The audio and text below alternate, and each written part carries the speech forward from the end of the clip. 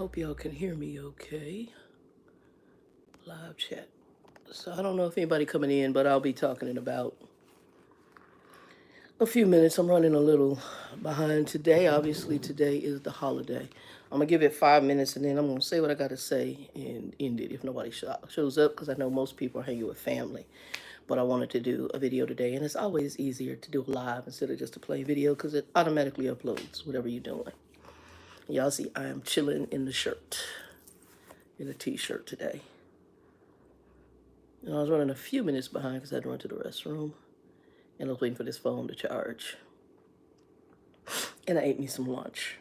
I'm doing dinner. It'll probably be some ham. I got some mashed potatoes.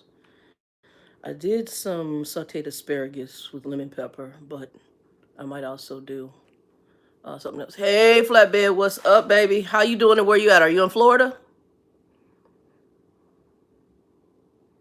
Are you with family? And can you hear me?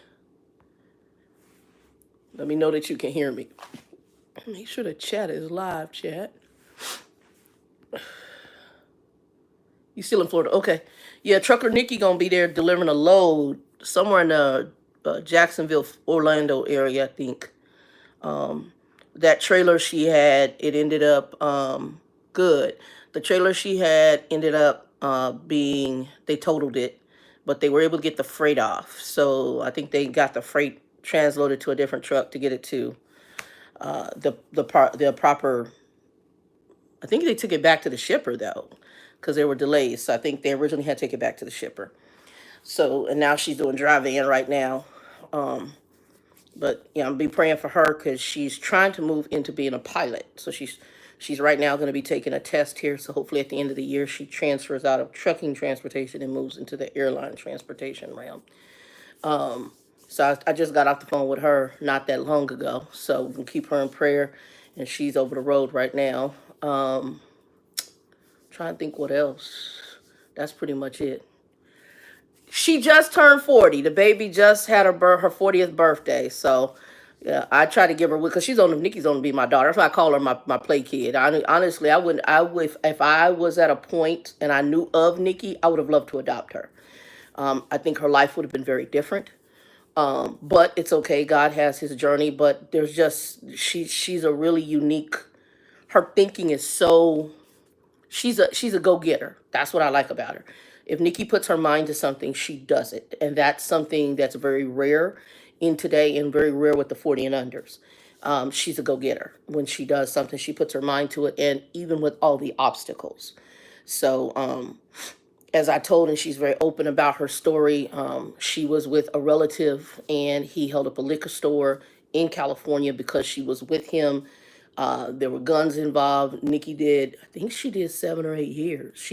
Either she had an 8-year stint. She did some years in prison in California because she was with the cousin. She did not supposedly, and again, I'm going to go on her story. She did not know that situation was going to happen. And once everything was transpiring, she was one of the people who was arrested. She also got shot in the process of leaving. So she got shot in the back. I don't know all the details. I just know that. And then I always say I don't know. I mean, people could be telling me the truth of their story, but I tell a story, and I don't know if I shared it here, but I was sharing it with some other people. In my 20s, I was working for Sprint. And I was invited by a coworker. Several of us were invited to a coworker's house, and we would all talk there. Obviously, talk at work and just cordial, nothing. Talk about movies and food and family and just stuff, just general stuff. And so we built a rapport, and there was a group of us sometimes, and pretty much all black folks, maybe one Latino girl. And so the lady was black. Her husband was black. And she had invited us to her house for like a holiday meal. I went. I had a car at the time, and I went, not knowing, just dumb and innocent, and not knowing. And it changed the course of how I do things now. Like when I ride with people, who I ride with, if I ride with, or if I don't ride with, or I'm not going, because it changed everything for me. And so when Nikki told me her story, my mind went back to a situation that happened to me that I could have a very different life. Okay. So I went to this gathering with this, and I must say it was like maybe, it might have been like Christmas or Thanksgiving, like a pre-party. And she had invited us to it. So I drove to her house. She did not live, at the time, she lived in Chandler, which was an up and coming city here in Arizona. And so I went there. She and her husband had gotten a cheap, like, townhome condo thing. And so we stopped there, cute little place. Um, Again, I was, man, between 22 and 23 years old. I was young. And I went to this house and she goes, "Hey girl, me and the Latino, she only about, and she invited this Latino girl who I knew. I mean, we all knew, but Sprint wasn't, I mean, you knew, everybody knew everybody. I mean, everybody knew everybody. And so I was like, oh, okay. She's like, you want to ride? And I was like, oh, I'll sit here with, there was another chick named Janice. I'll sit here with Janice. And she said, she goes, oh no, come on, Shannon, you can ride with us. And she said, we're just going to go get to get some stuff. And I was like, oh, okay. And that's, she didn't really tell me what she's going to get. I'm thinking maybe some last minute food because you want to get stuff. I'm thinking last minute stuff you thought for this little party. And it wasn't a lot of us. It was her husband, her, me, Janice, the Latino girl. I think that's it. It was only like 5 or 6 of us there. And this is pretty much everybody who was invited was from the company, okay? With the exception of her and her husband. All of a sudden, I'm riding with them, and we end up in a city here. There's a city called Guadalupe, or Guadalupe, however you want to put it. Its city is obviously by the name. It has a very heavy Latino influence. Matter of fact, one of the churches I used to go to, we did a children's bus ministry, and we evangelized the area by offering to pick up the kids to take them to church on Sunday when I was in my teen years. Okay, so I'm 23. I'm like, oh, I'm sitting there. I was like, okay. And so she said, we're gonna stop by my cousin, the Mexican girl. We're gonna stop by my cousin's place. What I didn't know was they're buying cocaine. They're buying cocaine. I didn't know that till we got back to the house. I know she went in, she came out. I didn't see her with anything. And next thing I know, that's what they're buying. So then we get back to the house, and old girl's like, oh, do y'all want to do this cocaine? No, but Shannon was out. I was out. But the issue is if that car had gotten stopped because I was with them, my life could be very different. I was oblivious to the whole situation going down. I don't do drugs. I ain't never smoked a cigarette, any kind of cigarette in my day. Now I might have a cocktail. Hey Delphi, what's up, baby? Welcome to the channel. How are you doing? Indianapolis now, right? You were training in Ohio, now you're back in Indy. I think that's what you told me. I think that's what you told me. So, my life could be very different. And yeah. And happy Resurrection Sunday to everybody, you guys, and anybody else who come in or watch this later.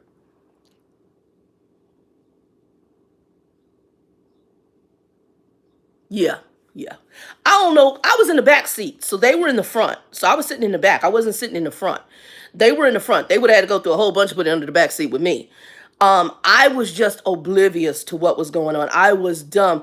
And as soon as I found out, I was like, oh no. And I exited stage left. I was like, girl, I gotta go. And my association with her stopped. I was good. I can't remember if I even said hi about it at woman at work anymore. You don't put me in that position. That's not how I flow. And I'm thinking to myself, is there something about me that makes you think I would want to do this? But I realize some people like you in their madness. Druggies and people who are in certain addictions, no offense, I'm fat, I like to eat. When people hang out with me, you going to eat. That's my thing. So we're going to go eat. But I think people who are in certain stuff, and especially when it's addictions, I don't know if you want to call eating addictions, I just like good meals and I'm fat. But when you are in certain addictions, alcoholism, drugs, all of that, people like to join that.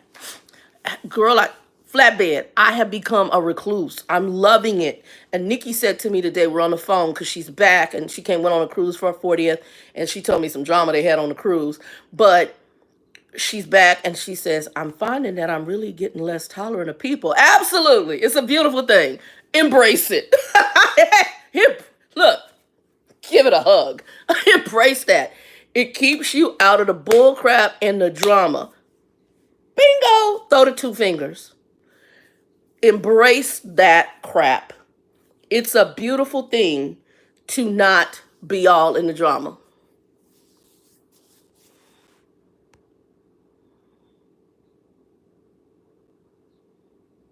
Delphi people do good people. They do stuff, and it's weird. I'm like, who does? Are you not thinking? Who does that? And I see it in families too, because like I be listening to my buddy, one of my friend, and I be listening to all the drama in his family, and they just and it's like they bring in why just because you related don't mean I want part of your drama. Nikki went to prison behind a cousin. A cousin got shot in the back behind a cousin. A cousin. I wish a ninja would. We done. I will forgive you, but we done, done, done, done. I cannot. Absolute insanity. Flatbed, I was a loner all through high school. Matter of fact, when you met me initially, I didn't speak. I was so damaged from how I grew up that I really just didn't speak to people. I mean, I might say hi, but I had to know you. Otherwise, I didn't jack with you. I didn't really make friends. People came up to me. Like one of my friends, my best friend and I, we sat near each other in high school in the auditorium for orientation, before the start of our freshman year, and that's how we became friends. And then we ended up finding out we live right around the corner from each other, and so we became friends because we're walking the same way home from school. And I said, "Oh, you're the girl that was sitting next to me." She's like, "Yeah, you're the one sitting next to me." And we introduced each other, and then we just became friends. Kids are kind of like that. But I was very quiet. But Jane her father picked up on a lot of the damages that were going on under my household. Yeah, see, I don't need nobody now. I want a dog. I want two dogs. I want my neighbor's dog. She got that min pin, and I know they not taking care of them babies. And he loves me. I love him. His name is Remy. I really want her to get rid of him. Cause yeah, hold on, y'all. My thing is trying to give me update on some Apple. Go away, Apple. I really want him. He has a brother. I would take him too, but I really want him. His name, they call him Remy. I would call him Smushums. And then I want a Cocker Spaniel. No, girl, she does. They kind of special. I just keep. I ain't saying nothing, but I'm gonna see if because she knows it. But she knows he likes me, so she goes the opposite direction. And I'm like, okay, I can't with you. Because initially, unless I run into her out there with him and I'm walking out at the same time, and he breaks loose trying to get to me. And yeah, I could tell. Me and him could get along. He's cute as he want to be. His brother's a dick, but I would take him too. His brother's real barky. He's real quiet. He was a run of the litter. And let me just tell you the mindset you're dealing with. They named him Remy, which is named after probably some liquor. And they named the other dog, who's barky, Riot. That tells you who I'm dealing with. And the sign in her car, she has one of those little air fresheners that says, "I'm an effing lady." That tells you the mindset of who they are. I get along with them, but they're weird. So I get along with them, but they're weird. My other two neighbors I love.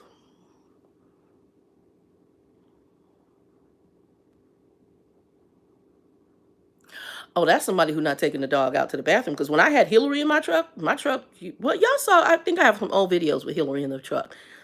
We stopped. Now, we had a couple of different issues where she had some accidents, but you clean that up. Um, I went to sleep and I changed the dog food temporarily. And that dog food, you can't change dogs' food on dogs. They will end up going to the bathroom. Oh, yeah. If anybody come in, give me a like, thumbs up, share it out. Um, but and I gave her, and I will never do that. It's a Rachel Ray. I had picked it up at Walmart because I needed to get by PetSmart, and I ran out of her dog food.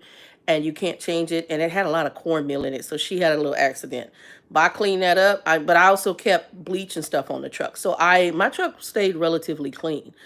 I sprayed my floors down with that. Walmart has a bleach spray. I would get that, and when it says bleach spray, it's straight bleach. And that stuff is lovely. I clean the refrigerator with it still to this day. I love that bleach spray. Is phenomenal from Walmart.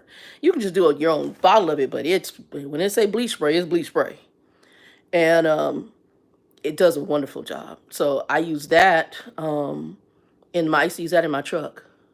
PJ, what's up, baby? Happy Resurrection Sunday. How you doing? How's life? How's weather? And y'all, I got story time for y'all. So if you haven't had a chance, please go to the community section. I put a picture up. The picture we're gonna be talking about, because that picture was in a company chat of for the company I currently work at. And we're gonna talk about that picture. I'm gonna get y'all opinions. I ain't gonna tell you what I'm thinking. I sent it to my prayer group behind the scenes. Now let me say this in case any of them was watching. I did not have to get that from that, but you can go on the chat and see it. And I actually was able to find the meme. You know how you send out the video memes? Um, I was able to find the meme that was used. I'll explain that in a minute. I'm going to tell a pre-story, then we're going to talk about that. PJ, we're in the country again. You're not, no, Tanya is the one in Texas. My other sister's in Maryland. Where are you? Missouri. Okay. You know what? I'm gonna have to remember you by Prime. That's what the PJ Prime. Prime is in Missouri. That's their headquarters. So that's how I'm gonna remember you. Okay. I'm old, y'all. Forgive me. Because I remember some of y'all have to remember. And then Delphi moved on me. She went from, and I got gnats again, y'all. It rained here, and I got to go back out there and mess because I need to get my garden up. I'm gonna order a raised bed. I'm trying to decide if I'm gonna order it or if I'm just gonna go to Home Depot. There's these concrete blocks you can get and then put the wood boards in. I'm trying to decide that, but my weeds out there, child, they almost as tall as me. Well, they not. Well, some of it's weeds. More of it is those flowers whoever was here before planted, and they grow like weeds. And I think what I'm going to do is I'm going to throw some of the landscape fabric, and then I got a bunch of cardboard boxes I'm going to put on there and do it. Wendy, what's up? I know, well, yes and no. Okay, so you got to buy wood that don't, break apart. And then they got these little concrete things that sit and you can slide them in, which I saw on a gardening channel, which I thought was kind of cool. And Walmart has the metal ones, which I really love the look of those metal raised beds. Walmart has a metal raised bed, and I think one was like under $40, so $30. And it comes with everything. You just sit it on top of whatever you're going to sit it on top on the ground. So I'm thinking about getting one of those for next to the door. And then I have some other ones that I eventually will upgrade to. I'm still going to be using my bags for a while. But then I want to upgrade some things too. So I got a lot I'm going to do. Yeah, okay. And I got an associate of mine, her husband, he got let go from his, I think got laid off or whatever from his forklift job. He's a former truck driver, so he's going back into truck driving, and he is training for Prime in Utah. So I know that she told me that she works here at the company I'm at currently. And she's the one that told me about the company I'm at currently, which I'm still praying about this, y'all. Grandma's still praying. So let's get into some story time, and then we'll backpedal a little bit.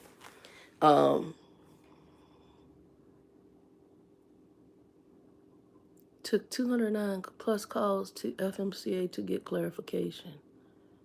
FMCA, what do you mean? I'm not understanding what the FMCA. Wendy, put in there what you're talking about, because I don't know what that has to do with. Is that for him trucking? I need some clarity because I'm lost. Anyway, story time, y'all. Story time. So I'm gonna tell a story. I'm gonna tell a corporate story, okay? I'm not talking about the company I'm working at. I would come back to that in a minute. You'll understand while I'm putting the story out this way. So we're gonna do some company story times because I'm running into so much. It's just really. I had to reach out to my prayer group on that picture you saw. So I'm gonna get, because I laughed when I saw it. I laughed.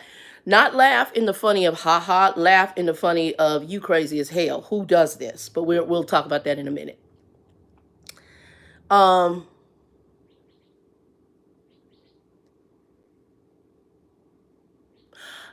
I didn't know so that sickness when he was sick, that's what it is. And what's a CVM? I don't know I know what a stroke is, but I don't know what a CVA stroke is. So you're going to have to let me know what that is. I don't know what kind of stroke it is. I know what a stroke is, but let me know.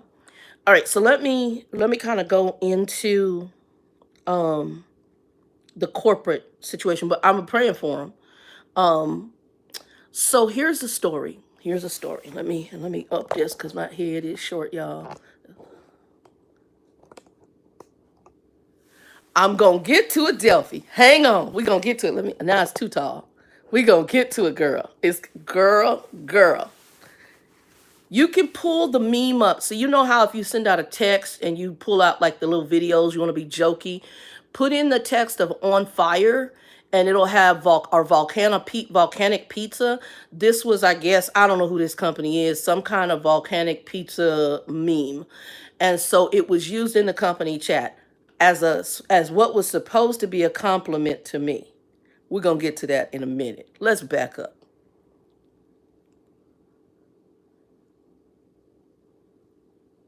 Oh, so he had a stroke. Okay. Well, I'm happy he's okay and that he is able to drive. That's number one, and that it prayerfully did not severely affect him, and that they are getting him on the right treatment. And please make sure he's getting on a blood thinner.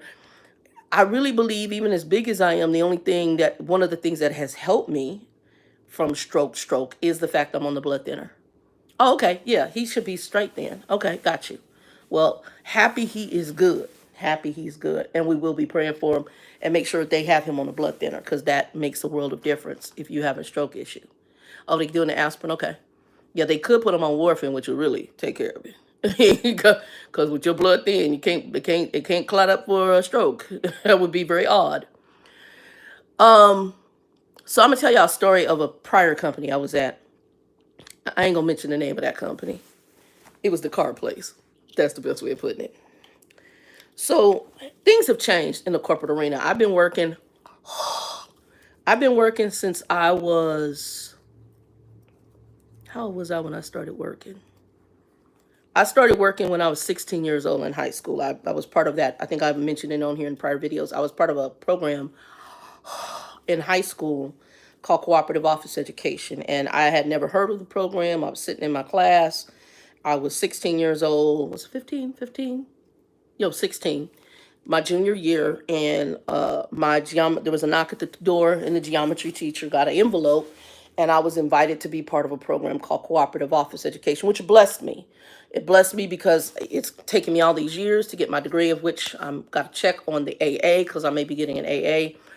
They're doing some kind of a reverse program between my university and the junior colleges here, and if you had over 15 college credits at the junior college, and then you get over 30 plus credit at the university, they will take that and go ahead and give you an associate's degree, which could help you in employment and other stuff. So I am definitely checking on it. I did my application.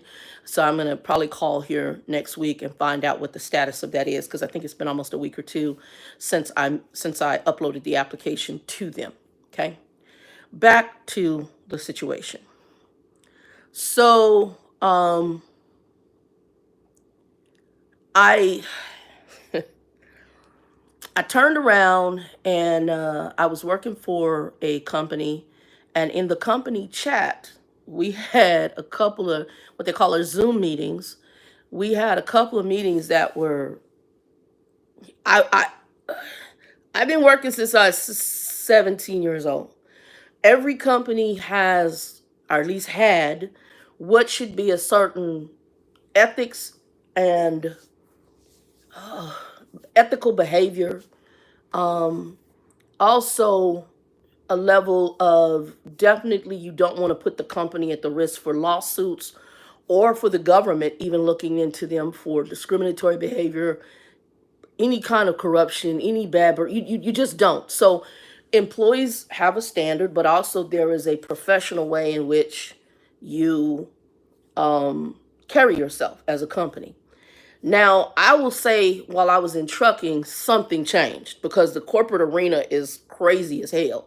So when I left corporate America, don't get me wrong, there was still some corrupt stuff and people still did the backstabbing stuff in order to move to positions and all the politics, which I hate. People still do that. That doesn't not exist. It does exist.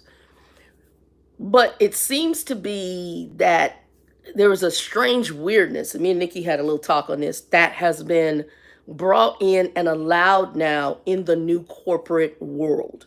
I don't know if it's due to this new generation of humans that is different to me.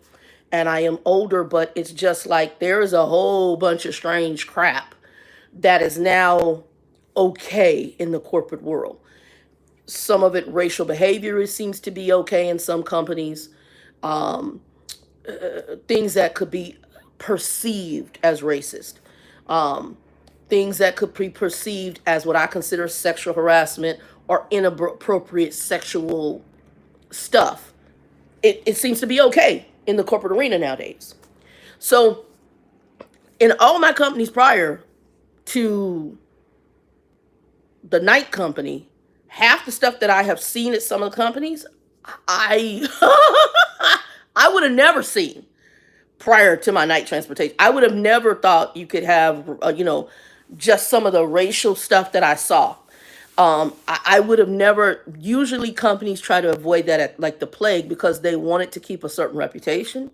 They also didn't want to get sued. Okay, but this goes back to that conversation. I think we talked about it last week, where I talked about the medical company, and hey, yeah, I'm gonna put this drug out here because I'm gonna make billions. And so what's $1 million lawsuit if I make billions? That's just the cost of being business, and I really don't care. I'm still making my billions. I'm almost wondering if that same attitude has transpired down to just even internal behaviors of employees. Okay, let's go to it. So prior company I'd worked at, the car company, as a loan authorization, which is a loan department. We would go into team meetings, and the supervisor or team manager or team lead is what they call him. Team lead I had, he was a gay dude. He was okay, different, but I got along with him. I come from a lifestyle, so I'm not judging that. I'm just like, okay. But I sat in the team meetings where they were giving each other porn names, like pornographic names, and laughing about it on a team Zoom that's being recorded on company system. And that was normal. Absolutely amazing. Then it was so comfortable that he decided one time he came in and showed a Saturday Night Live skit as an icebreaker about a gay Oompa Loompa. And that was normal. And I sat there like, what the hell is going on? So I went from the night job to the car job doing loans and the strangers. Correct. And that's what me and Nikki were talking about that. Nikki and I both came out the lifestyle. And so we're talking about, she said it's very different. Absolutely. And she's one of the 40 and under, so she can see it even more. But in my day, we didn't really talk about it. We tried to be covert. And there are those who try to kick down the door in their own way, and I did it in my own way. But in reality, we were respectful, but we were also cautious. But it seems as though now that they've given them this special attention and all these particular rights, it's almost like they want to rub your face in it. I don't need all that. I don't want it from a heterosexual person. I don't want it from a gay person. I don't want it from look, I don't need to know. I don't need to know. I don't want to know your personal business. I don't need to know. Why do I need to know? Am I screwing you? Am I the mama of any of y'all? I don't need to know. And even if it's she don't need to know. Kathy, what's up, baby? How's the weather? Texas. Kathy's in Texas. How's the weather in Texas? We getting rain here. You should be getting some of it too. I don't need to know. I just don't. So, all right. And Kathy, we talking about that picture I posted on the community page. Go take a look at it, because that's what this is gonna get to. So this was the inappropriate conversation at the car company. Okay, yeah, then you getting the storm that's coming through us. We got it out of Cali, it's coming across, and it's then going to your way. So we got 2 days. We got today and tomorrow. We're supposed to have it. So I'm sitting there and I'm going, this is really bizarre. This, just and I'm seeing it. Well, this one, I don't know if it tops it or not. I'm still just sitting there laughing. So the same way when I watched the pink people on the Capitol building, I laughed. I didn't laugh because I'm saying, yes, this is a good thing. I laugh because it's crazy as hell. That's my personality. When I see stuff just crazy, I'm like, ooh, wee Jesus. And I start laughing. Like, these folks is off the chain. That's how I react, okay? That's my reaction. So the current company, the picture you see, and I'll get to what it is in a minute. You have to go look at it, but I'll describe it. in a minute. Let me tell the story.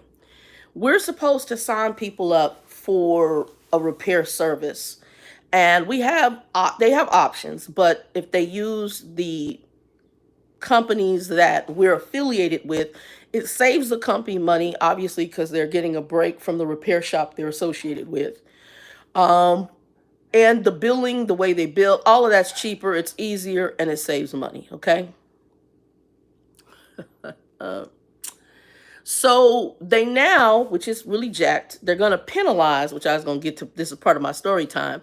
If you don't sign them up for this particular service, that as representatives, we can be penalized if the numbers of our signing up are not where they want them to be, which isn't good. It feels like a Wells Fargo kind of thing. I'm just going to leave it there, because you have the right to choose where you're going to get your vehicle repaired. We shouldn't be manipulating that to make it easier for the company. We should present the facts, present the options, and then the person chooses. Now, we're going to tell the benefits because we have to read what the benefits of doing it through us are, and there are some benefits for them. But ultimately, why should I be penalized if the person chooses to take it elsewhere? Well, right now I work for them. So that's their goal, is that we do this. So, hey, Nikki, what's up? Welcome, baby. Nita. Hold on, let me read that name. Nick, I think is it Nick or Nick? Nifty. I like the name. It's interesting. Y'all all got these cool profile pictures. Okay. Welcome to the channel, baby. I'm not sure if you've been in here before, but if you haven't, welcome to the channel.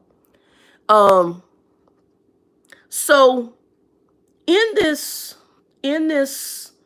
photo, so what I've been doing the signups, and I just present the facts, and then I let them forward, and I go right into offering the feature that they want me to offer. So my signups are really easy. What I've done is take a University of Phoenix tactic and just used it in my conversation. So at University of Phoenix, one of the things that hurt them, and they still are in business, but it did hurt them, and it hurt them with their, and I worked for them. Actually, several of my associates that I know worked for them. And let me say this, University of Phoenix, genius. And I actually enjoyed the job. I absolutely loved what I did. I enjoyed it because I enjoyed the people. We had a really neat group of people. I'm still associates with several of those people today, friends with several of them today. We had a good time. Linda, actually, and I worked at University of Phoenix. One of the people who is in my prayer team has years of management beyond University of Phoenix, but was a manager at University of Phoenix, actually requested me to the special projects team that I ended up on, where I ended up training Linda. And we had a good time. I know one of my associates, Laura, who's on here, friend Laura, she's at a different insurance company. And she was about to come over to the company I'm at, but ended up at a different one. And we're all associates to this day. We're all know each other to this day. I actually had fun. I had fun at University of Phoenix. I enjoyed the job because of the people. The job did have a sales approach to it. It wasn't heavy, but it did. But they had a technique and a tactic that really hurt them ultimately. But that technique and tactic is exactly what I'm using in my role where I'm at now for the sign up. And pretty much you say a routine saying, and you did a routine movement, and that's how you got people enrolled or over to a enrollment counselor. So I was like the first level of touch, and then we got them over to an enrollment counselor to get them enrolled. But that's how it was like a scripted. It was very scripted. Let's put it like that. And I've just used that technique. I don't necessarily always like that technique because it also has, if people aren't sharp enough, it has some negative connotations to it. And it is a sales tactic, very much so. And when I went into University of Phoenix, they were struggling with their accreditation.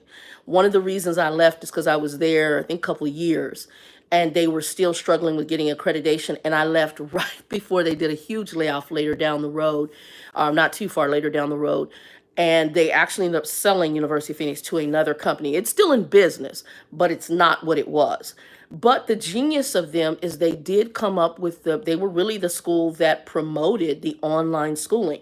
So they came up with a fabulous idea, but they couldn't get out of their own way with the sales part, which was what hurt them and what put their accreditation on the line. Okay, that really is what hurt them in the long haul. Not a bad school. The idea of online schooling, they really are the ones I think that jumped out the. If I really think back, I think they're the ones that jumped out the. They jumped out the plane with the idea, and it's fabulous. It's just like the selling the cars online. It's absolutely wonderful, but there's things I know about the background of the company who came out with that. It's going to bite them in the butt if they don't get away from it. And other companies, other car companies are going to use that technique and run with that ball and do a fabulous idea. Example, BlackBerry, iPhone. iPhone is a direct reflection of BlackBerry. BlackBerry couldn't get out their own way. They couldn't move beyond their technology and technique, and they got stuck. And sometimes when you do that, it hurts you more than it helps you. And they got stuck. So that you gotta switch it up, and you gotta get in gear. Especially the company I'm at. You're too big for this. You're too big for what they're doing for this. But I already know. I know people get in a room and somebody did a smart idea, and this is what we're gonna do, and this is gonna shave money. I can tell you how to shave some money. Don't have the high turnover you got, and that can be handled a whole different way. That's a management training issue. But anyway, we're gonna digress. So in the team chat, I've been putting in that I was getting these signups because this is what the boss, the manager that I have, supervisor, said that she wanted all of us to do. So her response was that meme you see in the picture as a "you're on fire" thing for me. Now I will say she is Anglo. I am black. Anglo means white. I'm going to leave it there and y'all look at that picture. So the picture it's a pizza. So it's a pizza. I blew it up so you could see that. And in the pizza, there's a burnt, or can we say maybe a tar baby? A jigaboo tar baby on the pizza with a melted piece of cheese on his head, with the smiling with the red lips and the white eyes. So for those of you who my age range, y'all know. Yeah. Okay, Delphi, go look at the picture. Okay, go look at the picture. And this said, "You're on fire," as a compliment to me. Nobody responded, but I put a laughy face. I laughed. And then I explained that everything that I was doing was just basically the way it was rolling in. I did not respond in a negative way. I just laughed. Now, one of my friend, Laura's like, I would change that to a wow face because it could be that you, okay. I said, honey, if they want to read all in that, they need to read into what was sent. They don't need to read into my response. They need to read into what's sent. Well, that means you're okay with it. No, it doesn't mean I'm okay with it. It just means I'm laughing because this is crazy as hell. And Laura's Anglo. Now, the lady I mentioned from universities with the years of experience, she said, "Oh my." And she says, "Are you reporting it?" And I said, "No." I'm not doing it because here's what I have found out as an African American, but also as a Christian. Sometimes we go to these HR departments as Black people, and it does absolutely nothing for us. HR is not for us. They're for the company. That's who they're there for. They're not for us. They're for the company. They are there to protect the company. And oftentimes, if you go and report something like that, you are eventually excommunicated from the building in their own way. It's either a setup or something. You're out the door. They don't want the risk of you, and they may get rid of everybody involved. I'm not in a position for that right now, and I'm still trying to decide. Hey, Delphi, say it again. Delphi, say it again. Look, even complaining sometimes as white folks ain't gonna help you with HR no more. They make you the problem. Correct. So for me and the lady that I know from University of Phoenix, this woman has, even beyond University of Phoenix, she has well over, she's in her 60s. She's got over 50 years of management experience. I think she got her doctorate at University of Phoenix. A very smart lady. I really like her.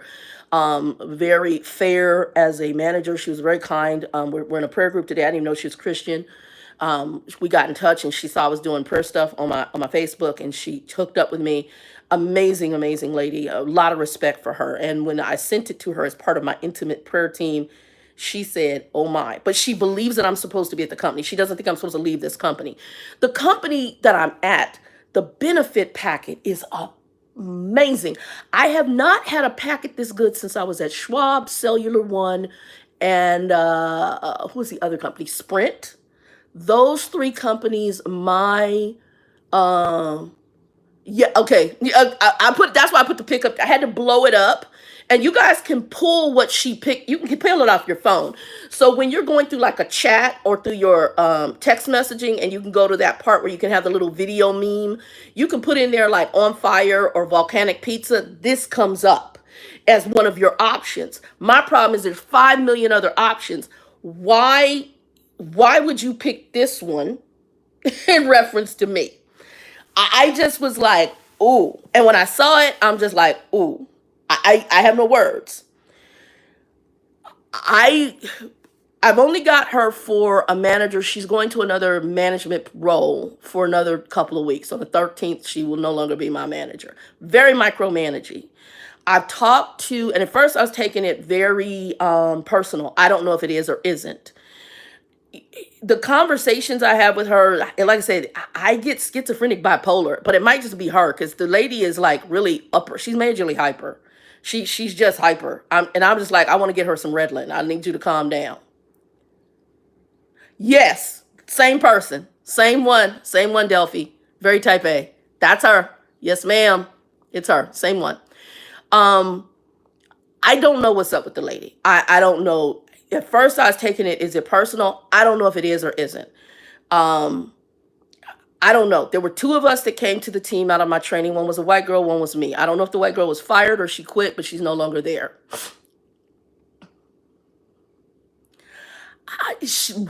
Writing, yes. And she's numbers driven. Everything numbers, numbers, numbers. When I was in office, she would do this.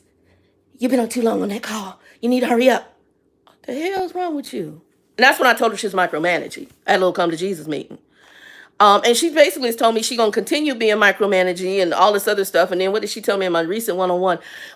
Well, I can see you learn really quickly, and I can see you as whatever this S3 is, which is some grade level up. I don't know because that's not really explained to me. It's like I guess you figure it out as you go. I feel like I'm in bipolar schizophrenic land, hell, and I'm just like, oh my God, I really need you away from me. I really do. Um, and it's not that I have a problem taking coaching. I'm a person you can coach, but there's a way, and this to me is a management issue. And my question is, has she been trained in management? A good company. So back when I was at Chase Manhattan, and like I say, I compared them when I first got there to a Chase because everything they did was so Chase or organized. When I got hired at Chase and Schwab, it was so organized and it moved smoothly. There was extra training, especially Chase. Chase, they trained you from representative. We could take classes on the side. I sat in the focus groups with upper management about employee retention. And that was one of my other concerns because I'm thinking, right now, some of the stuff this chick is doing, you want to roll out because that's really, I want to do this. Because it's like, okay, I see the benefits of the company, but at the same time, this right here is some cray crayness going on up in here. And that right there, I could take that and like the lady that I know who is white. So the lady who I know who's in my prayer team who was in management and not management at University of Phoenix for 50 years, but I'm talking about 50 years of her work life in massive management roles. And we have I'm going to say she's part of my prayer team now. She's retired from the University of Phoenix, and her husband are retired. They live out in Maricopa here in Arizona, but she reached out to me because, like I said, she had requested me back at University of Phoenix to be on the special projects team. Special projects for University of Phoenix, we dealt with nurses who were doing continuing ed, teachers doing continuing ed, veterans, anybody who was kind of upper echelons, graduate, people who are in the graduate degree programs, we dealt with them. And so I didn't deal with just the general person coming in to get a bachelor's. We dealt with, like I said, it had to be specialty. So we dealt with them. Um, I don't know. I don't know what's going on with old girl. I can't even give it a word because I'm thinking you should know better. than to put that on there. But then it also says to me, if you're comfortable enough doing that, then there must not be an issue in this company with that behavior. You should know better. And that's management training, on etiquette, on sensitivity, on not putting your company in a very bad situation if I was somebody else. I will say this because I know some of y'all like, yeah, go to HR, boom, boom. I'm not doing that. One, because I know better, because it doesn't help you any. And like I said, it could put you at the door opposed to them. Two, companies tend to cover up their stuff opposed to fix it. And there's other stuff they're doing, like this whole bathroom thing, which is totally inhumane. I told my associate who's in a different department, and she said, "No, Shannon, we're supposed to get, I forgot how many hours within a month of which would be outside of your normal break, that if you have to have a bathroom break. I'm going to probably, if I stay with them, have to get my doctor, and I got to get a new doctor to get me what's called a workplace accommodation because I'm diabetic. Right now, I'm trying not to drink a lot of liquid at my desk, but then it's causing issues when I go to the bathroom because I'm peeing like teaspoons where of medicine, or excuse me, of urine, and I need to be flushing my system because I'm a diabetic, because that's sugars, right? Your system, you normally should, when you go to the bathroom, have some pee, you know.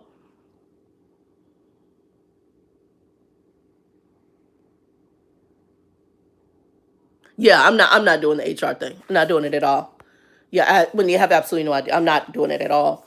Um, if they're monitoring, they should probably be able to have a monitoring and let one of them deal with her on it. And like I said, it could be a training. It could might not be an issue with this lady. Maybe she dumb. Hell, I don't know. Maybe she dumb and racist. I don't know. She's 40. I think she's in her 49 years old. You're old enough to know better, but I don't know. And it could have been a jab. I don't know. She's just weird. I God bless her. She's weird, and all I'm doing on a Christian level, I'm leaving it in the Lord's hands. That's the other part of being Christian. Is there a point where going to HR sometimes is vengeance? I'm not being vengeful. Bible says, "Vengeance is mine," says the Lord.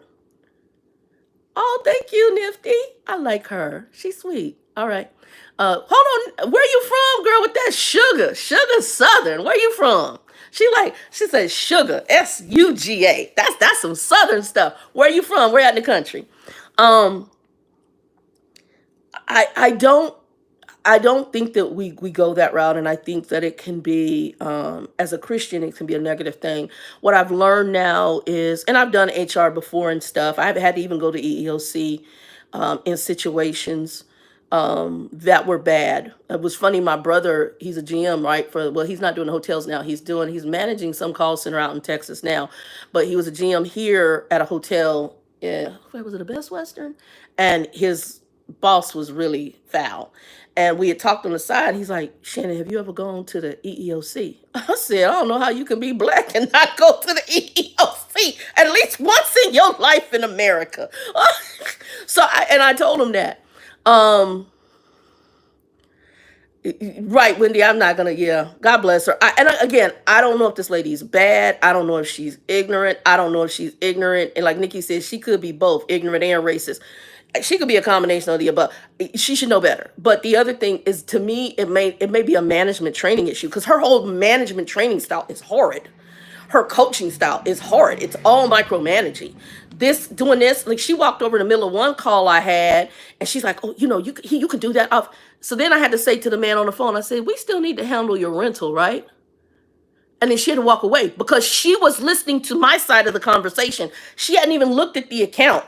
I only was dealing with him with the property issue. I hadn't even dealt with the fact that he needed a rental, and he wasn't our insured. He's a claimant. That means that we're taking care of him because our insured hit him. You're listening to, and you're trying to tell me to hurry up. I can't hurry up in this situation.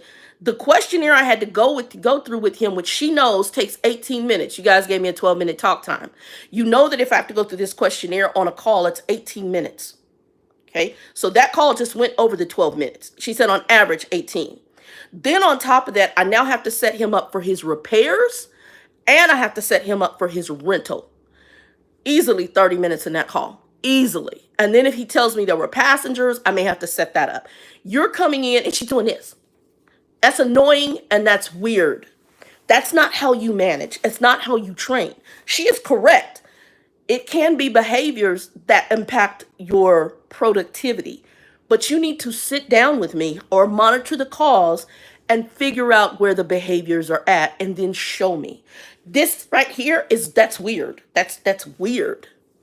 Or coming over or in the conversation or being annoying, that's weird. And that's where I was starting to wonder, correct. That's where I started to wonder, is this personal? Is there an issue? Is there racial stuff? I don't know, because I am the center of that woman's focus at this in this position. Where is this coming from? I don't know. Now, when I told her she was micromanaging, she then tells me, "Well, I see some other person. I don't even know what name she said because I was so irritated. All I heard was you and somebody else as leaders here at this company." I don't know that that's what I want. Because watching you, I don't want nothing to do with your leadership. Because you are weird to me. And I don't manage this way. I manage nurture. I nurture people and I want to see you grow.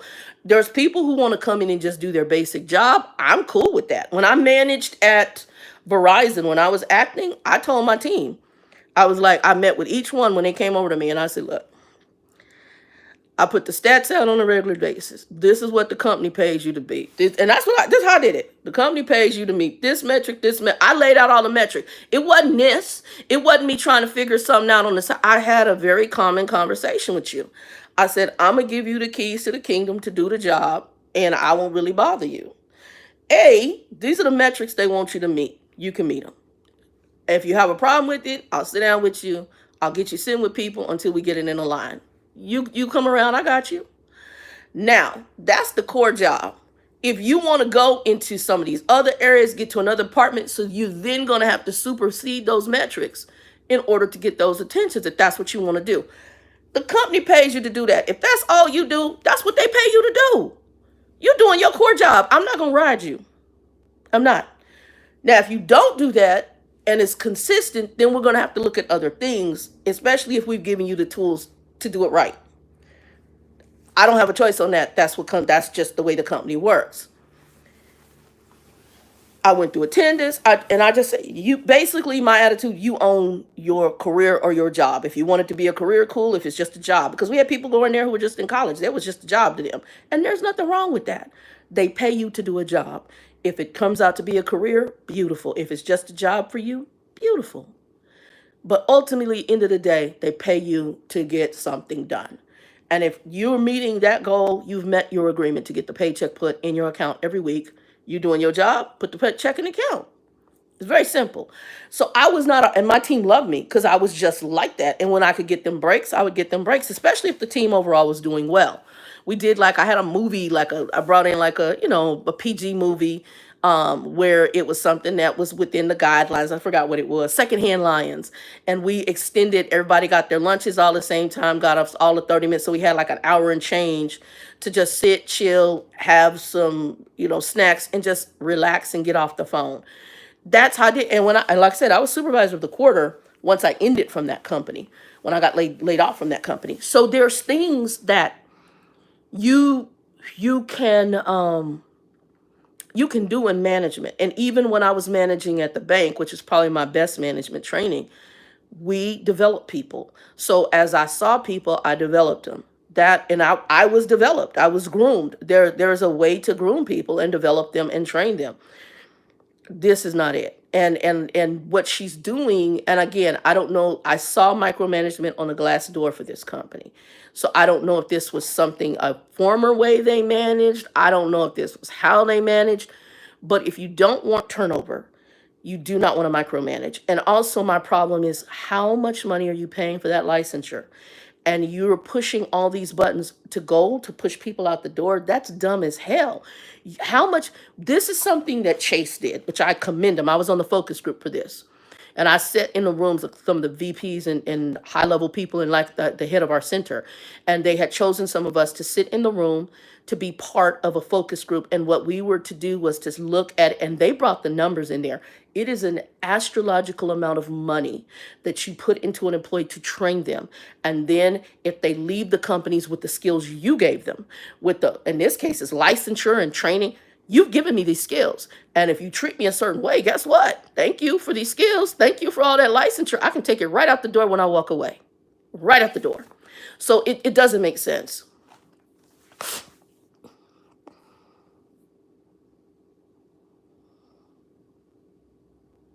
Yes, absolutely. Hold on, let me see what Delphi says.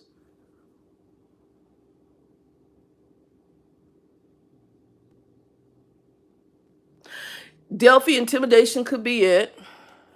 I get that even when I was smaller.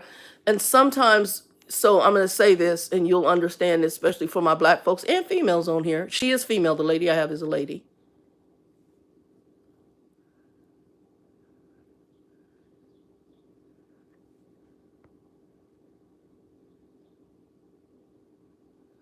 Bless her little heart. I love Wendy. You funny. I'm going to go back and read some more of this. Um, I So the other thing is, and I'm going to say this because I grew up in this. And again, guys, I shared with you the high school I went to. My mother tried to keep us in predominantly white schools. Both my brothers have done very well, and I really believe they went to predominantly white Christian schools. They didn't like it. I'm sure they dealt with some discriminatory behavior. My brother Chris, he didn't finish the sentence, but I tried to tell him even whatever he went through, what he has to understand is we go through sometimes things even as black people, and it is in order to, and me and Nikki just had this talk today.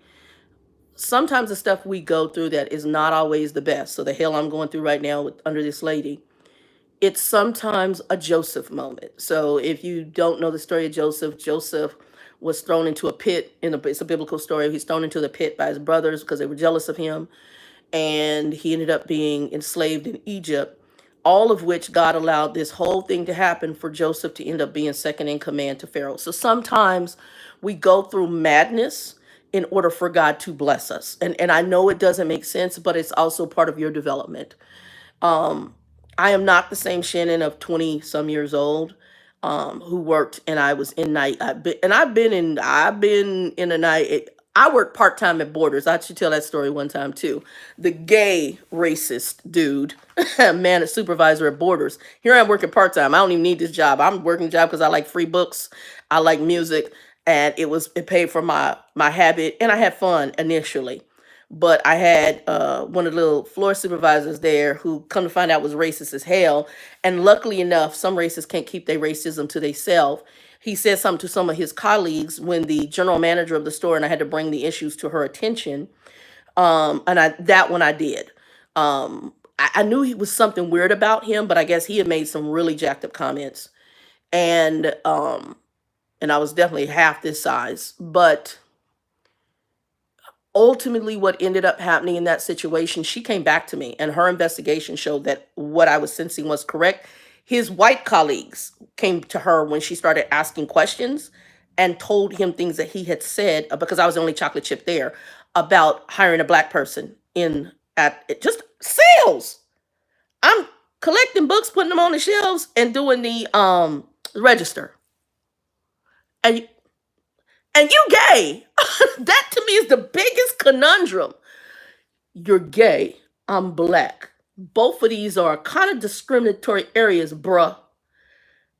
And you sitting up here have nerve to follow me around, and I'm working there. He had said a whole bunch of jacked up stuff. I mean, a whole bunch. Stuff I didn't even know. And I had to stop her because she was getting ready to tell me some of what her investigation came back. And I said, I'm going to help you. You need to stop and don't tell me anymore. It is such an oxymoron. How are you gay and racist? It is amazing to me. It's like that. That is so cray cray. I'm Christian right now who came out of the gay lifestyle. And guess what? There's some stuff I don't agree with, but hey, I'm a do you kind of person. I'm like, you got the right to. You got the right to be a murderer if you want to. Now, you're going to go to prison, but you got the right to. It's America. You got the right to. God has given every man on this planet free will to do whatever the hell you want. You don't even have to worship him. You can be a Satanist. Do you, boo boo? Do you? That's your business. You can be racist. Do you, boo boo? I would just like you to keep it up away from me. I'm good. I don't agree with you. Go in your corner. I'm going to go in mine. We don't have to live together. I don't have to. We're not married.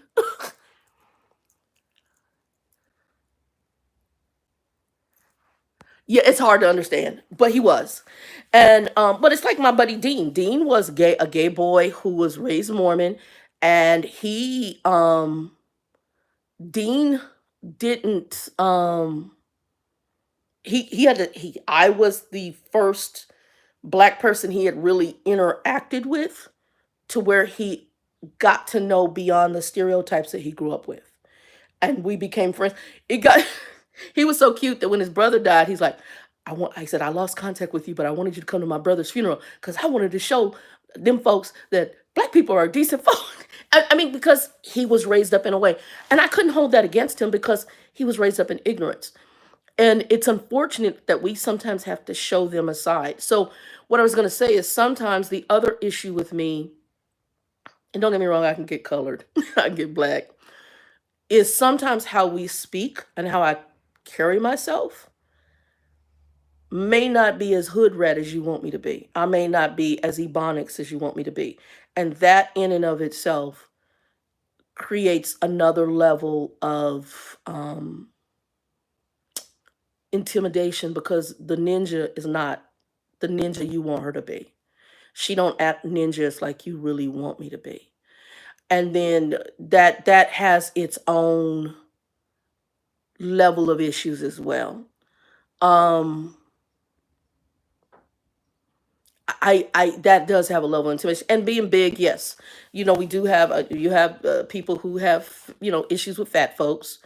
You have people that have issues with black people, and maybe a combination of both. So she's hitting it right on the head. That also plays a huge that could play a huge part as well. But I also think how I speak, how I carry myself, it is not typical. And even as a younger person, oftentimes when I sit down in certain settings with white people, they'll go, "Oh, you're very articulate," which means I'm shocked that a black person speaks like you do. As Linda even laughed, because when we were at University of Phoenix, I would use words like discombobulated, oxymoron, other words, plethora, and those would not be something. And we had a guy there, his name was Oscar, he's a Latino guy, Mexican dude. And Oscar was like, "She used another word today." He was so funny. He, and then Linda would laugh. And Linda said, because, and even today, when she tells people sometimes a story, she says Shannon would use big words. And so sometimes how I carry myself in the business environment, that can be intimidating, being this, because I'm not the ninja you want me to be. I'm not ninja-ish. Instead of rolling the head and look, get out my face, I didn't do that. I said, this seems very micromanaging. That's not something you typically hear from us. You want us to act ignorant. That's what you want. You want that black person. I don't bring that to the table. And the same way, that's why I laughed. And my friend Laura, who's white, she's like, "You should go back and put a wild face because it's gonna look like you're in agreement with it." I said, they can look at that any way they want. That's who I am. I'm not gonna be who I'm not. I responded with a laughy face because this is crazy. You crazy as hell. Who puts this in a company chat? But then I worked at a company where the dude played gay Oompa Loompa videos and talked about pornography names. He was our team manager, and the whole team had a conversation naming each other their porn names. I sat back in the cut quiet because they knew I was Christian. I just sat back and cut quiet. That's all I got to say. It's a different world. So going to I'm not doing all that. I'm not doing all that. And if they should be monitoring her. They should be monitoring their chats. You monitor that. And if they go dig something on her, next thing you know, because it's tied to me, they'll go probably dig something and get you out the door. I'm like, yeah, I can't do that. You know, I'm not. I'm not gonna do that. It's not worth your time. And Christian, you put things in God's hands, and that's where I'm at now in my life. It's in the Lord's hands. I'm gonna put you in the Lord's hands. I got 2 more weeks of dealing with you. We just had a one-on-one between her. "Well, I see you as this, and how are things? And you learn really fast. Is that bothering you too? That I pick up stuff? And if you coached me right, you'll find that I do implement. You don't have to do this and all that weird micromanaging stuff. Show me. Just show me. Tell me what I need to do, help me get there. And some of where I was at has to do with their training. Show me. Okay. That weird micromanaging stuff, I cannot. It's nerve wracking. This whole thing they're getting ready to do with trying to trying to what they're doing is they're going to put accountability on representatives for a customer decision that the customer has the right to do, and they're going to penalize the representative if you don't sign enough people up in the service. It's not a good thing. It's a Wells Fargo move. That's what I was going to get to in my story conversation, which I'll get to later, which bit Wells Fargo in the butt eventually. I and I don't know. It's like, do y'all not learn? I mean, you can watch other companies and see the jacked up, stupid crap they did. Wells got hit hard on that. Now, granted, it's probably a drop in the bucket with as greedy as Wells is, but they got hit hard. And if you're okay putting that money out the door because you're making other billions, okay, but is it really worth it? Is it really worth it in the long haul? How much extra are you really getting? Is it really worth it? It's stupid, but okay. And it's sales. That's not what I really signed up for. I don't like sales. That's not my cup of tea. So, like I said, while I'm here or while I'm in this role, I'm trying to do the best I can and do the job to the best of my ability. But I'm praying. I'm praying whether to go. Other plus about this job is I am home for 3 weeks out of a month. Every month I work at home for 3 weeks. I only have to go in that office once a week. Now, who would win my heart is somebody who came and said, "Hey, we got 100% work from home." When do I start? I hate going in the office. I do. Beautiful offices. Their offices are gorgeous. I don't like going. I don't need to go in there. I don't. Um, I'm at a point now, and I'm not worried about titles. That's another thing this company does. They dangle titles, and a lot of times you got a lot of these young people or people who may have a self-esteem issue, so they need a title to feel important. I am not that person. I could give a damn about a title anymore. I really just want to do my core job, put my money in my account, and leave me alone. I don't want to be micromanaged. I don't want to be cut in the throat because you're moving up the chain. I've been through that where you end up going into management. Somebody else is jealous of you, or you're doing well, and then you got people who want they people there, and then they start doing all manners of craziness. I can't. I can't. I just don't have the energy. And I learned, I thought I was the only one until I talked to Trucker Bill's sister-in-law. I think I mentioned this. Her name was Linda also. She's deceased now. Linda was an executive VP for a company called AIG, which is our Sun American Securities, which is a division of AIG. And she was up there. I mean, she traveled all over the world, everything. And when I went through something at a corporation when I was in management and some stuff was not done correctly, and I went to her with it. And she said, "You think because I got those degrees in that closet, I ain't been through what you've been through." And I looked at her. I looked at her. And when she started telling me her corporate journey, I'm like, dang, dang. This chocolate on our skin, man, what we get in the corporate arena just being chocolate is absolutely deplorable.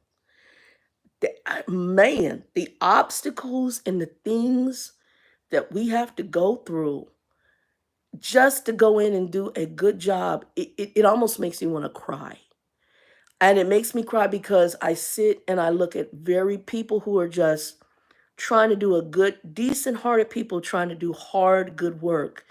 And they get throats cut, crapped on, discrimination, glass ceilings, because we only gonna let you get so far, little ninjas. And I'm absolutely blown away. I sat in the car. One of my associates just moved back here from Nevada, and she's trying to get employment back out here. And she started telling me her corporate journey. I mean, I knew her from another company. We had worked together at Aetna. And she started telling me her corporate journey. And one of her stories, I literally wanted to pull a napkin out and cry because I look at this very sweet person in the back who just told me, "Shannon, I was doing this, this, and this. I'm busting my butt." And she gets to this white woman who was over her. And she says, the white woman basically told her, "I don't believe black people should be in XYZ position. So yeah, you're going to go back to doing this. You did a great job on this project, but you're going to go back to doing that because I'm not giving that position to a black woman." Straight up, point blank, period, in a room that it cannot be proven. unless she recorded it, and you don't know you're walking into that.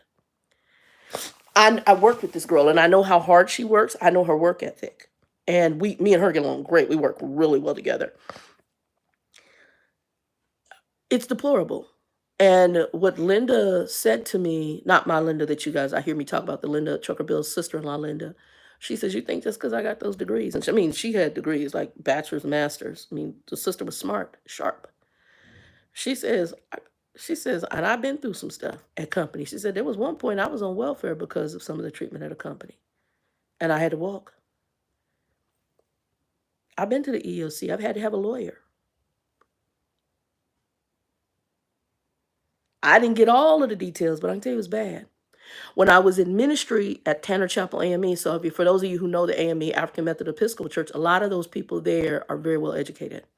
So you got a lot of black lawyers and doctors, politicians. Matter of fact, Nikki's uncle he was a city councilman and he was a former detective at my old church. My Bert, my little godmom, she was superintendent of schools here in Arizona for one of the districts. You get a lot of very well educated black people. And I remember when I went into ministry, here I am with no college degree as of yet. And I remember we did a ministry get together at one of the minister's house. No, it doesn't. That's why I'm telling this story. Girl, come on with it. You were just viewed as a different type of threat. Can you say it again? When I was at this ministry, it's a story time. I'm just telling the stories from just stuff that I've seen and been through. One of the gentlemen, he was a chiropractor named Dr. James. He was a chiropractor. My pastor was there. And then there were other people who were coming into ministry getting their reverend's license. And then from all over the country. And one sister was from Illinois. Some were from New York. And it was several of us there from different areas. Some of them were executives. And man,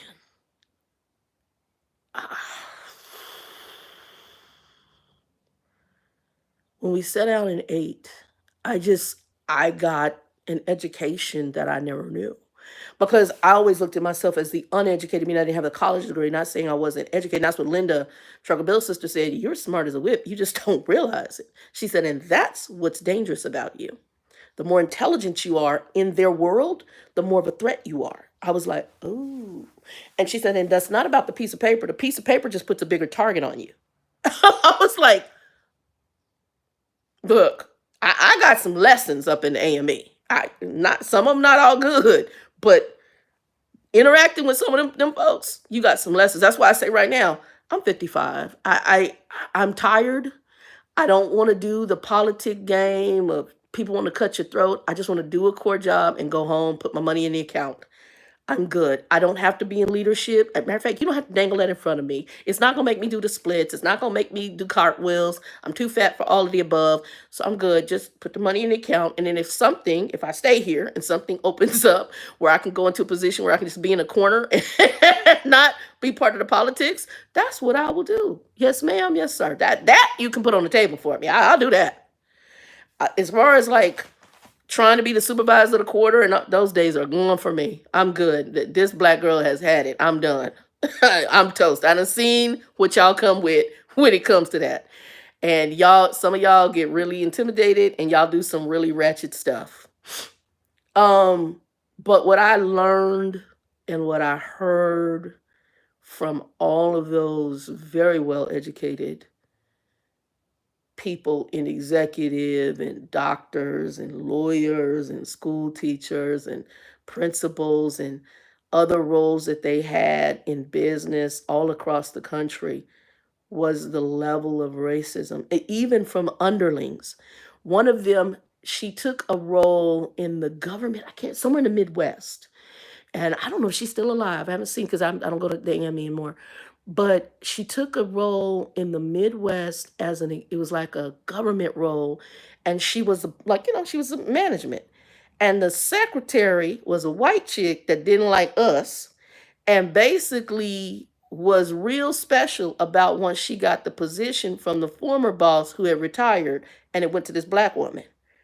She said it was several come to Jesus meetings with this woman because this woman would do everything she could to try to sabotage anything that came out of her office. as her taking on the role. Wow. Because of the color of her skin.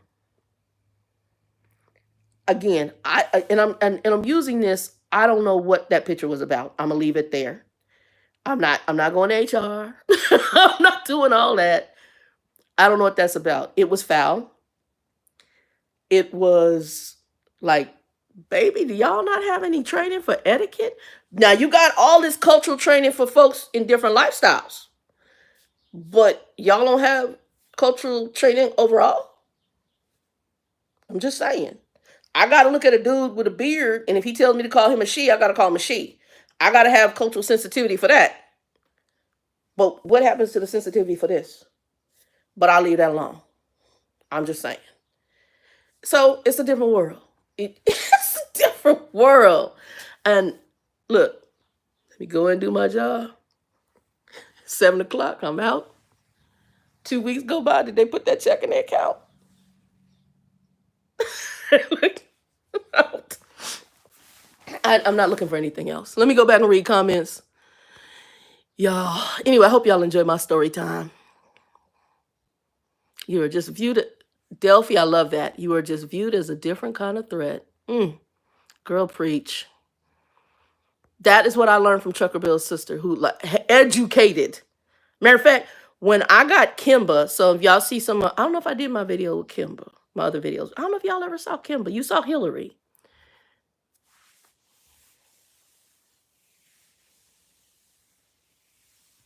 She said LGBTQ will sue your business to the ground. Look, I used to be part of the group, but again, I was in it back when it wasn't. We didn't have the rights that they have today, but we also weren't rubbing people's face in it. I personally, I preferred it back when we were more discreet and maybe weren't as accepted, because then I didn't have people rubbing their face in it and putting all the. It's too much. It's too much. It's too much. It's too much.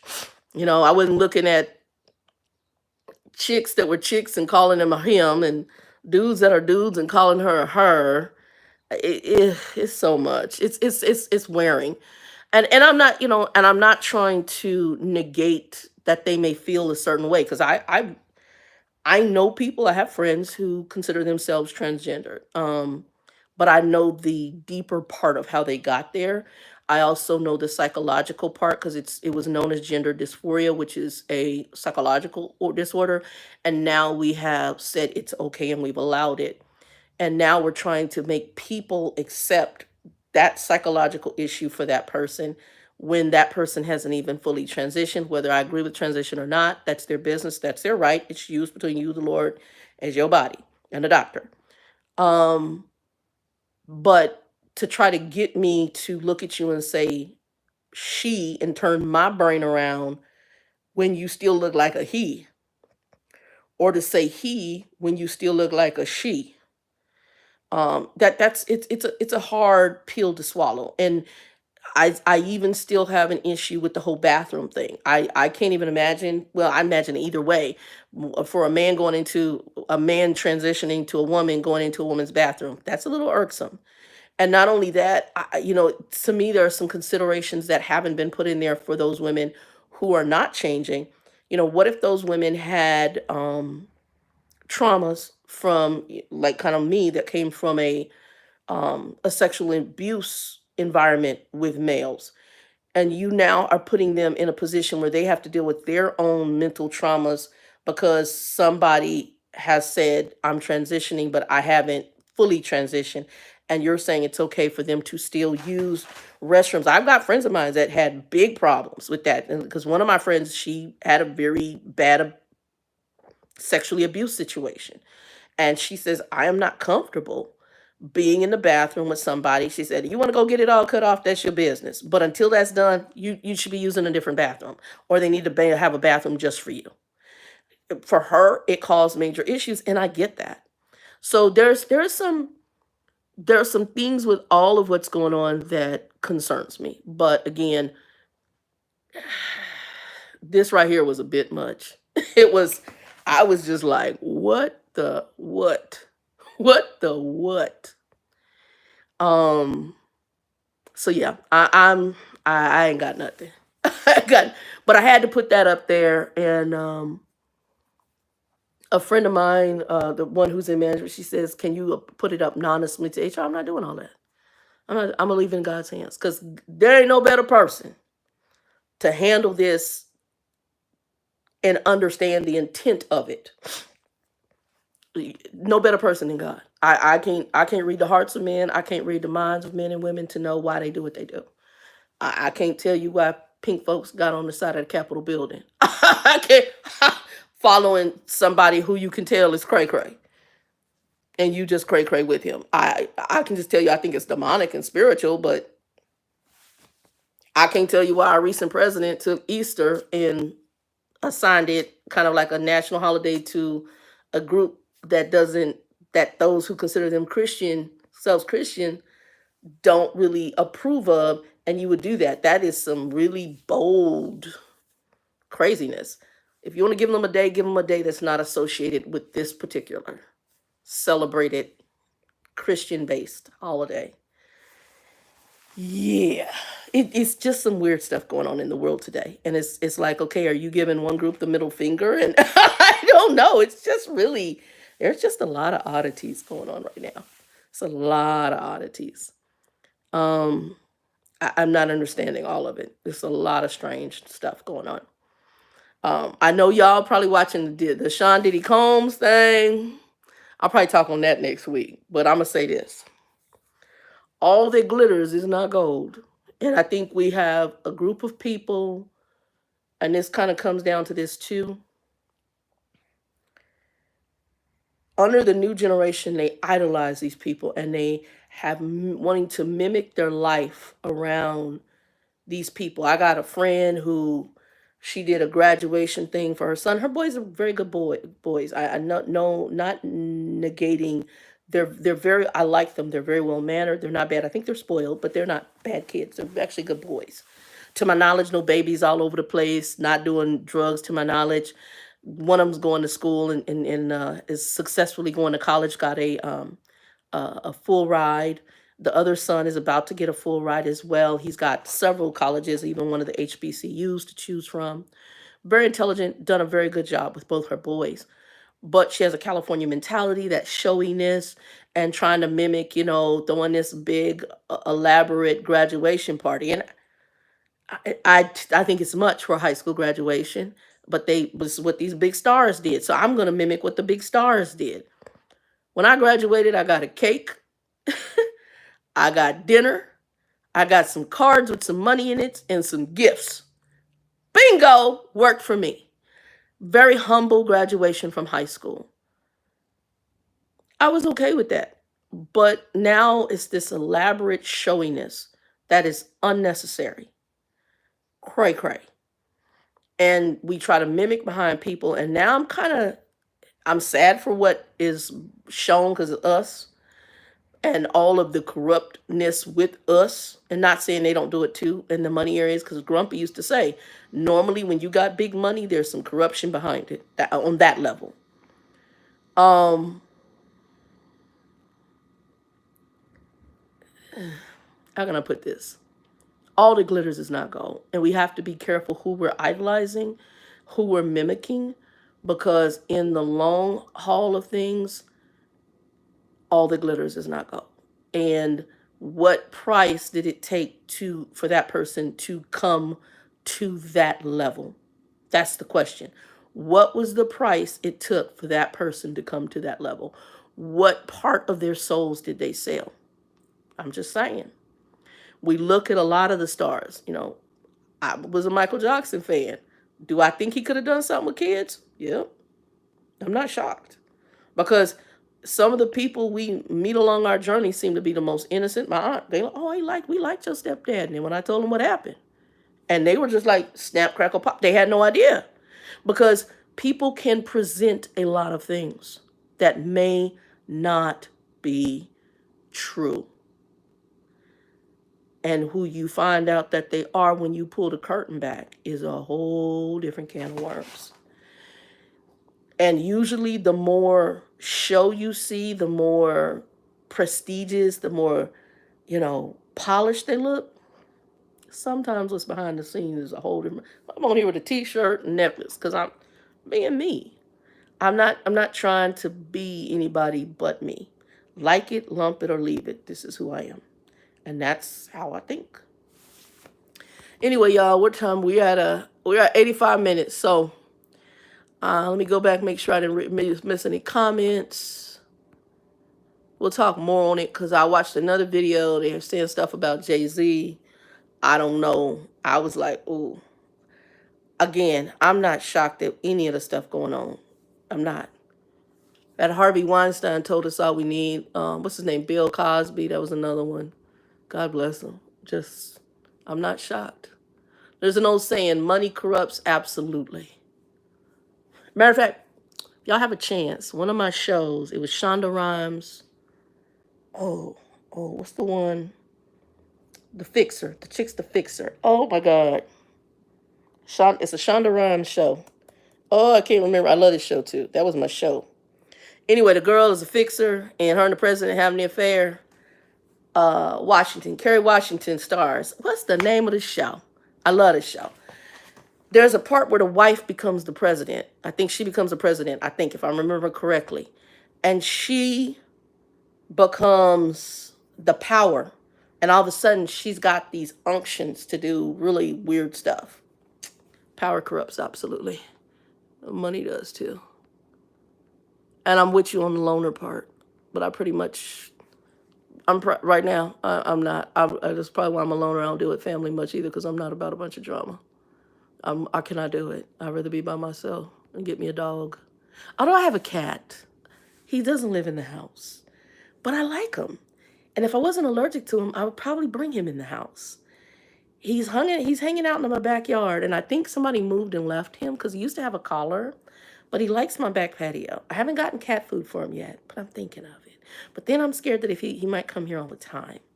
But he is cute, and he likes my back patio.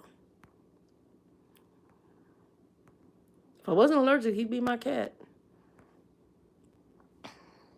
All right, y'all. Enjoy your Easter weekend. Remember what I tell y'all. A, if you don't know the Lord, please get to know him. It is Resurrection Sunday, so prayerfully you celebrate and talk to him.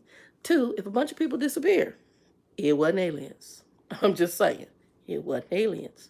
The rapture has happened. Get you a Bible, figure it out, and then they ask you to take that mark. I know you might go through hell. Don't take that mark because you damn yourself to hell. Don't do that. At the end of the day, I pray y'all all make it out in the first ride, not the second. That won't be the way to go. Anyway, peace, joy, happiness. I will see y'all probably next weekend. Deuces. Oh, and put comments below on what y'all think of the picture when y'all see it and what your thoughts are. Let me know. Peace. And that means comments after the video's done. Peace, y'all.